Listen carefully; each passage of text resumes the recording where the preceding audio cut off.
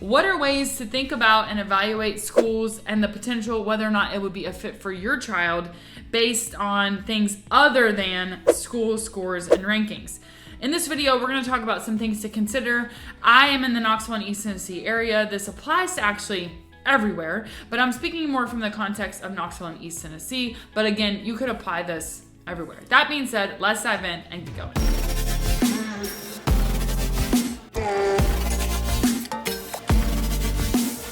So just for a little context, I'm a licensed Tennessee educator. I'm licensed in 7 through 12 math. I taught high school and middle school math. I've taught in public schools, I've taught in charter schools, and I've taught in private schools, both in Georgia and Tennessee, both in Memphis and Knoxville. So I do have some background in this. I have some knowingness and some competency in terms of, kind of giving advice, some things to consider and think about when you're talking about schools. Now, obviously, school scores and rankings get the most attention, but that is a small piece of the puzzle. This video is a part of a larger series about education. You can look on my channel and see videos about different school systems like Knox County, Maryville City, etc. You can look on the channel and see information about Tennessee as a whole, how it ranks. But something that, as a former teacher and educator and person working at a high level for the district, sometimes we lose sight of what is there beyond a school test, beyond a state test, and beyond a ranking. As we know, state tests are in specific subjects. They are mandated in specific subjects. And also we look at things like graduation rate. We look at things like school enrollment. We look at ACT scores or SAT scores. But what are things we can consider beyond those? So I'm going to rattle off a list and I'm going to talk to you about those things. So the number one thing that when you're thinking about where you want your kiddo to go for school, whether you're considering private or public, this would apply. What is your goal in terms of what you want from your child's school? Is it academics? Is it well-roundedness? Is it sports? Is it you want it to be a great social experience? Is it you don't want them to fall through the cracks?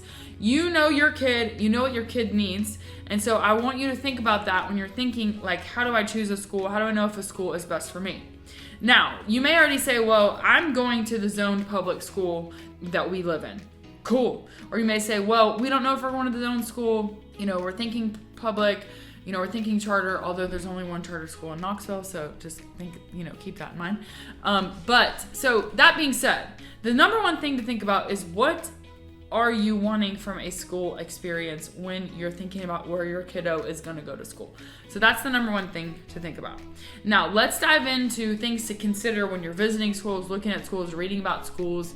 Some of these things you can find on the internet. Some of these things you can find by asking around. You can go to school events and stuff like that. So when looking at schools, and we're talking beyond just graduation rates and ACT scores and all of that, the number one thing to think about is what is the school culture? How could you find out school culture? When I say school culture, I mean, what's the vibe? Is it positive?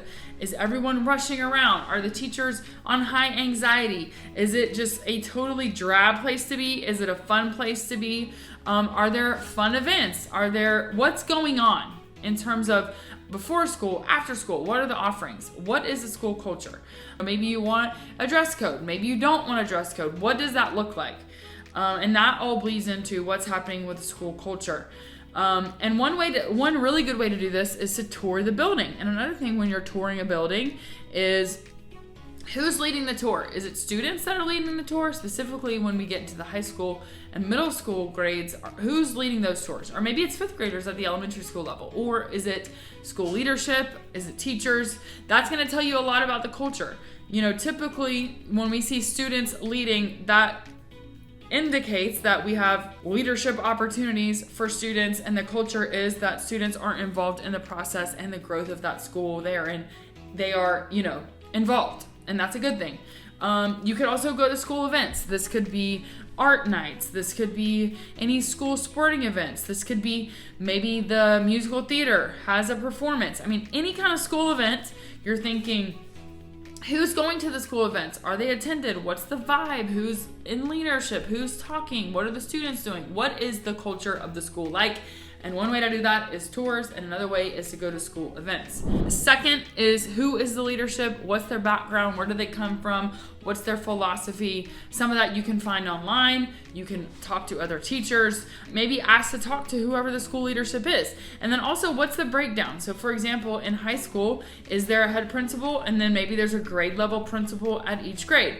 What does that look like? Maybe in the middle school, you got a 6th, 7th, and 8th grade principal.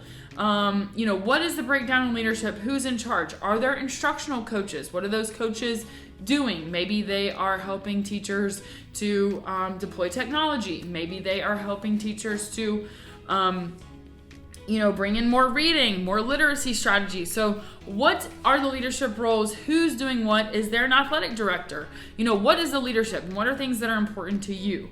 Are there department chairs? Who are the department chairs? I mean, there's all kinds of different threads to this that we could look at. Is there a leadership committee at that school where the principal is taking, ideas from teachers, where teachers are involved, various stakeholders are involved other than maybe just that specific principal. So, just things to think about. Then this one I think goes back to that first point, but what is the mission and vision and learning philosophy of the school? So we could say, well, all public schools, for example, if we're talking about Knox County, they all have certain graduation requirements that they have to get, but each of those schools has some sort of mission and vision around what they're trying to do. They have some sort of mission or goal for a specific school year. Maybe they have a 5-year plan. What is the philosophy? What are they trying to accomplish? And this can be very specific school to school, and a lot of schools might have a yearly theme. What is the theme of the year? Does it make sense to you? Is it inspiring? Is it something that you're like, wow, that's really cool? So what are those kind of philosophies, and how are they being actionalized within the school building? What does that look like? Who are the stakeholders? Who's involved? Who is the holder of the mission?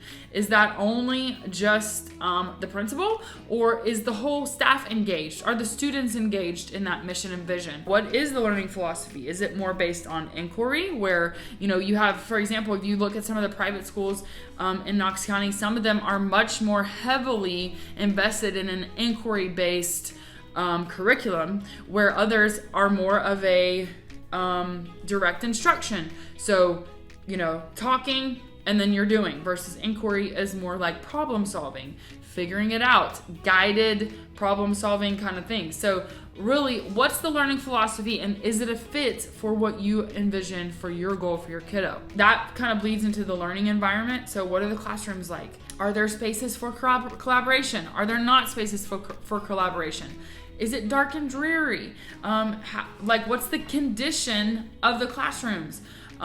What's happening? Is it a fun place to be, or does it feel like you're walking into, a drab place? And then also, what technology is available? What technology is being used?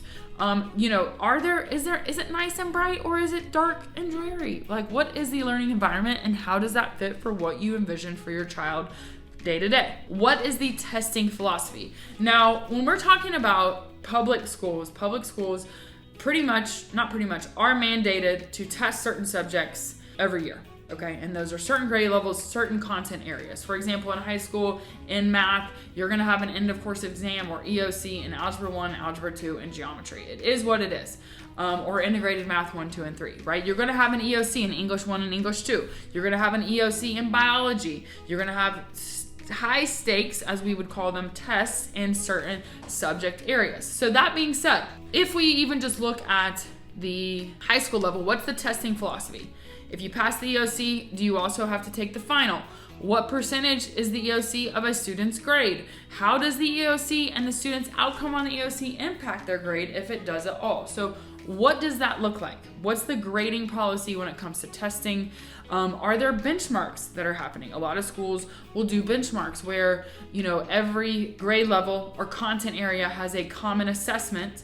Maybe they have the same end of chapter exam. So Algebra 1, maybe chapter 1, all the Algebra 1 classes might have the same quizzes. They might have the same tests. What is the philosophy? And does it make sense, again, for what you're looking for? And if you're not sure, why is testing that way? Why are there common assessments? Like, ask those questions. Who makes the common assessments? Where do the common assessments come from? Are those common assessments factored into the grades? What are the rules about retesting, making corrections? Like, what does that look like? If a kiddo fails a test, what's gonna happen? Is it a fail? Do they get a second chance? Do they take a second test that's similar, same content? What is happening when it comes to the testing environment, not just at the EOC level, but what is the testing policy when it comes to retesting, retaking, increasing a score, etc. And then when you think about that testing, what does the testing philosophy say about student learning? Is it saying this is a one and done, you got it or you don't? Is it saying learning is a process? Is it saying this doesn't matter, even if you fail, whatever? Like, what's the philosophy?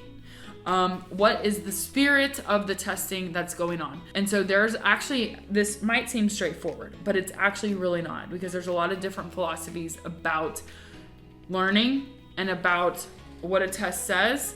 Was it a one-off? Does it actually show learning, or does it show that a student's following direction? So there's all kinds of different things when it comes to testing itself we could talk about in terms of a learning philosophy and what's best for your specific child and student learning in general. So testing can be a very big subject, you know what I'm saying? Okay, next up, class sizes and teacher to student ratios. So for example, you might see, like if you go to niche.com or US News and World Report and you see student teacher ratio 14:1. Okay, so that's an average, right? But something I want to encourage you to consider and ask is, specifically at the high school level, what are student to teacher ratios in mandated classes? So for example, every student at the high school level is going to take Algebra 2. What are the class sizes of Algebra 2? Those could be 30:1, but your average is 14:1. You see what I'm saying? So if you know, like, your kiddo needs a smaller learning environment, they need more teacher attention, that's something you want to consider, is what are those student to teacher ratios? What do they look like? How big are the classes in general? Are the high stakes mandatory subjects, are those classes bigger? And then you get to Latin classes and there's only 3 students, right? So that's going to impact what's happening with your student to teacher ratio. So that's just something to consider. And another thing I want to kind of in the same vein is about class offerings. As a general rule, this is very general. As a general rule, the larger the school, so the more the students, the more class offerings there tend to be. Well, why is that? Because you have more students to fill a class, right? But also you probably have more teachers. Teachers are able to, you have more availability to teach more content areas. So, that's a very broad rule. There are some smaller schools in the area, for example, where maybe they have 200 students, but you have teachers that are teaching 4 subjects.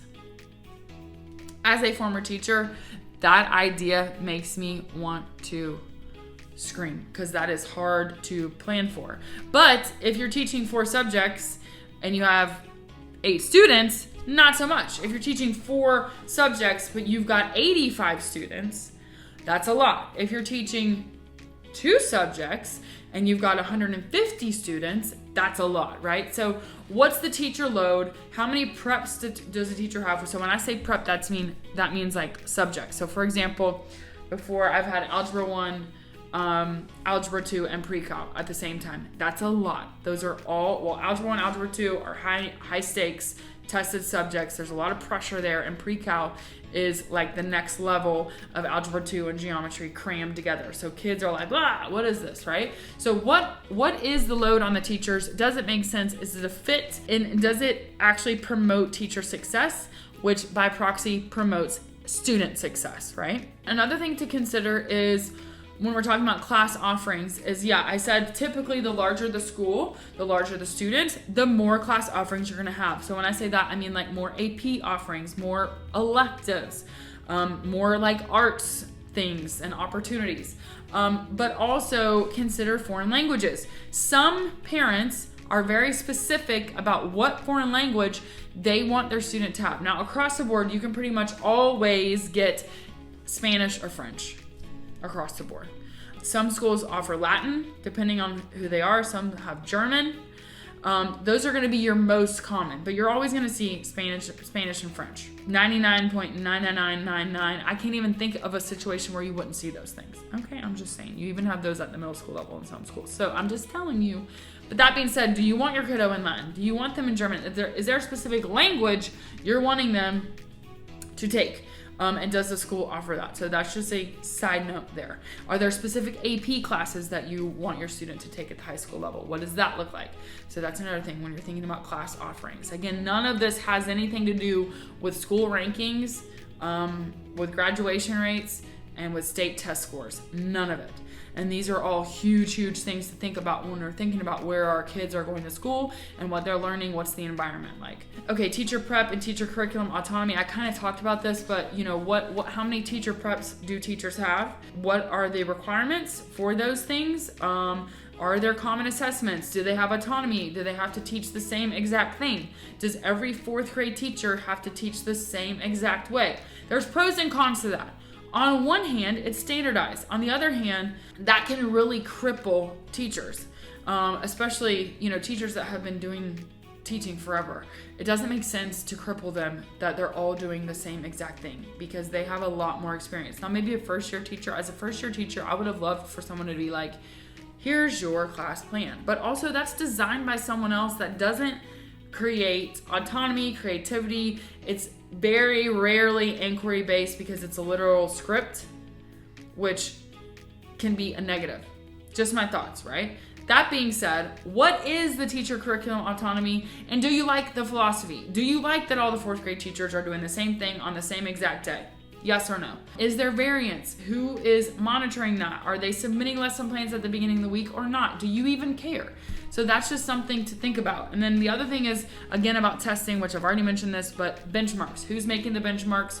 Are you getting those benchmarks? What educational and curriculum decisions are being made based off those benchmarks? And then do those benchmarks allow for time for teachers to go back and focus on stuff that maybe a class missed? So for example, it might sound good like, oh yes, all the fourth grade teachers should be all on the exact same thing. Okay, well, say you do the benchmark on like measurement, centimeters, inches, whatever, in fourth grade math class. One class knocks it out of the park. They are amazing. The other class, and this could even be the same teacher, that maybe she is the math teacher for that fourth grade pod. One class knocks it out of the park and the next class does not. Well, if we're saying that all the fourth grade classes have to be at the same spot at the same time, what happens to the kiddos that didn't do well? Then we're saying we don't have time to go and address those learning gaps, right? So it could be negative. So that's just another thing to think about when you're thinking like, are there benchmarks? Do I like that there's benchmarks? What happens when a class doesn't do well or when a student doesn't do well? What is the plan? Like, what is the flexibility based on student performance and student indicators of learning? And then again, something I want to harp on, is it an indication of learning or is it an indication that a student followed a direction? So just something to think about. Okay, school day. What's a school day like? Is it conducive to your kiddo? Now, in Knox County, elementary schools start at 7:45 and they get out at 2:45, I believe. High schools 8:30 to 3:30 for the most part. There are some exceptions depending on if it's a Title I school, maybe they have a little 15-minute longer day. The magnet schools like L&N starts at 9:30 and they go to 4:30. They go a little bit later because of busing schedules.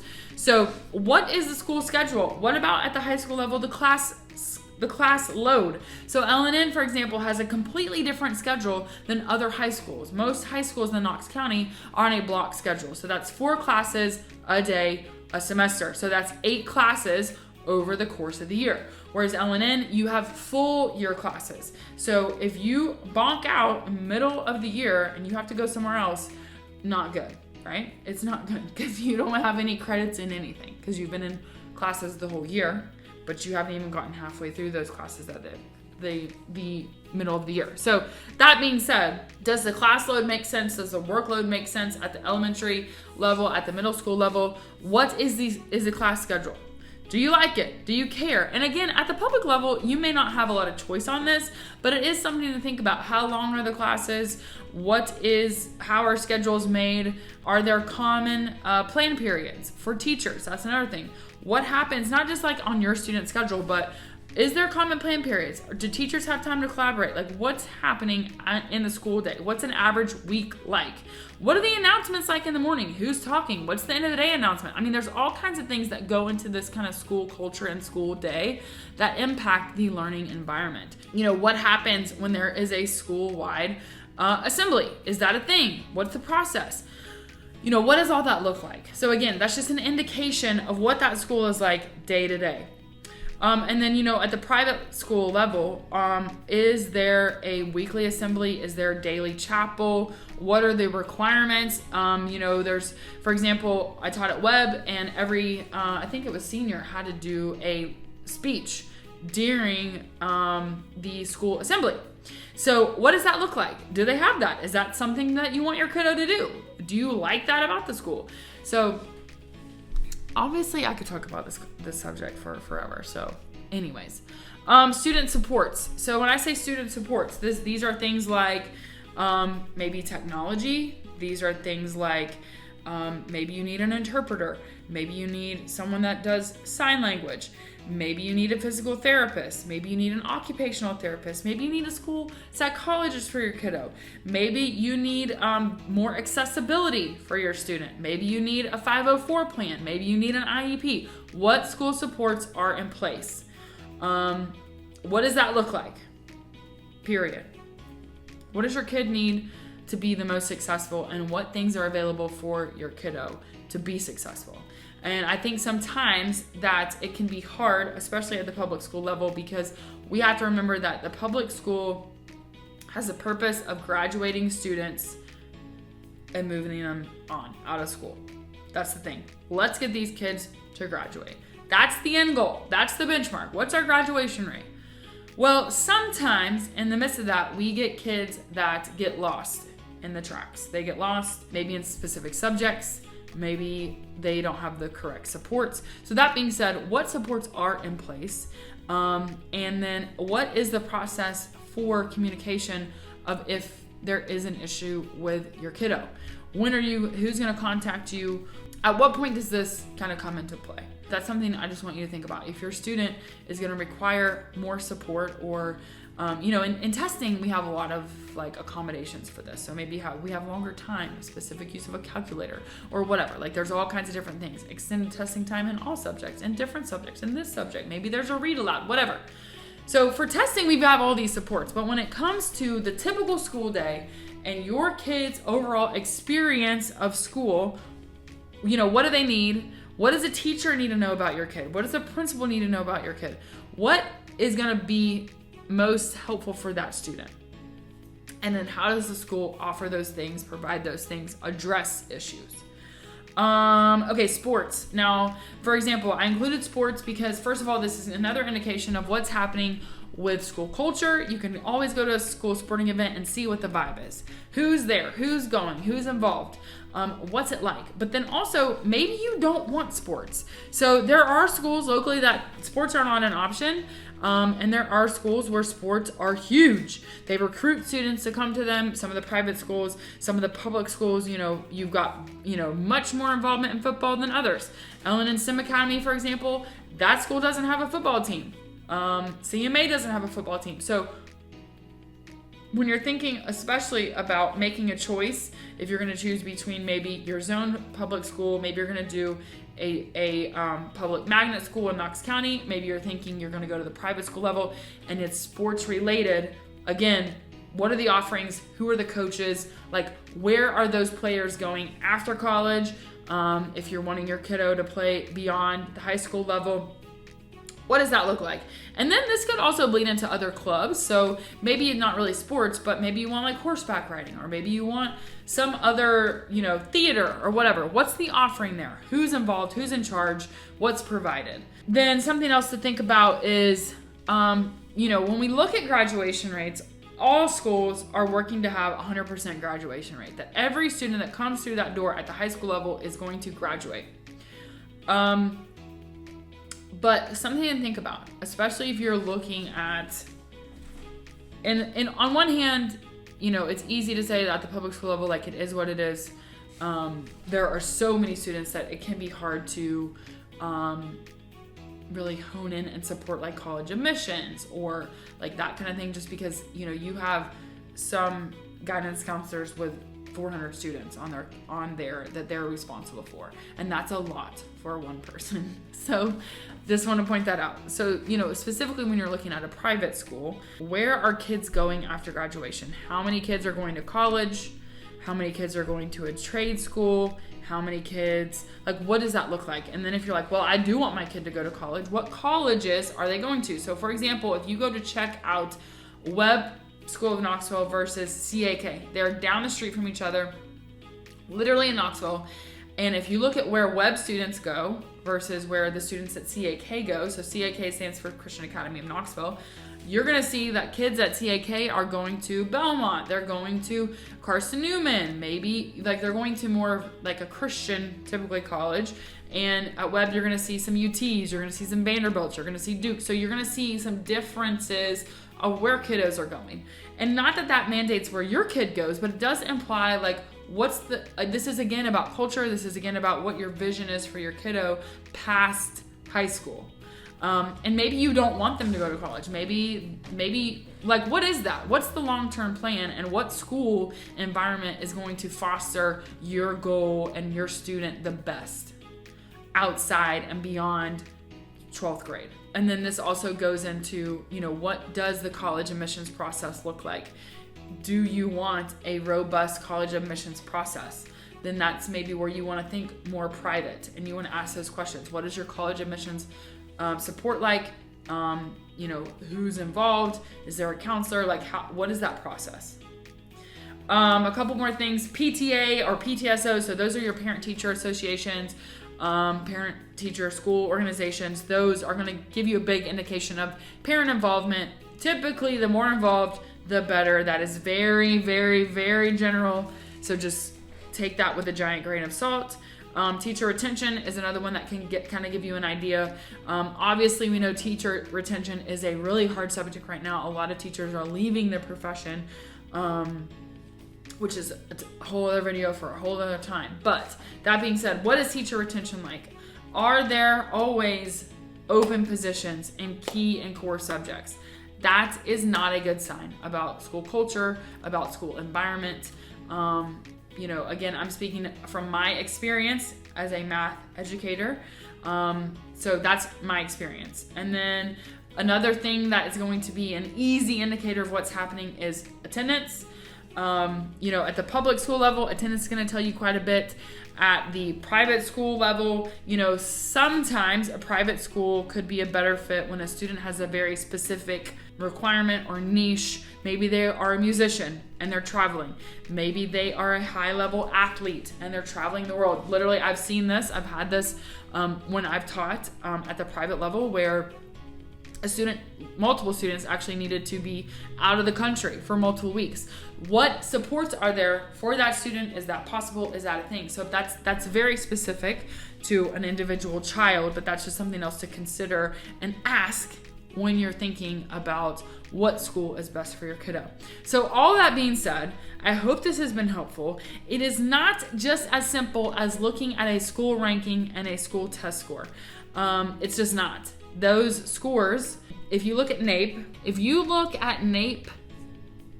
data and you look at how have students performed since NAEP has been National Assessment of Educational Progress, NAEP.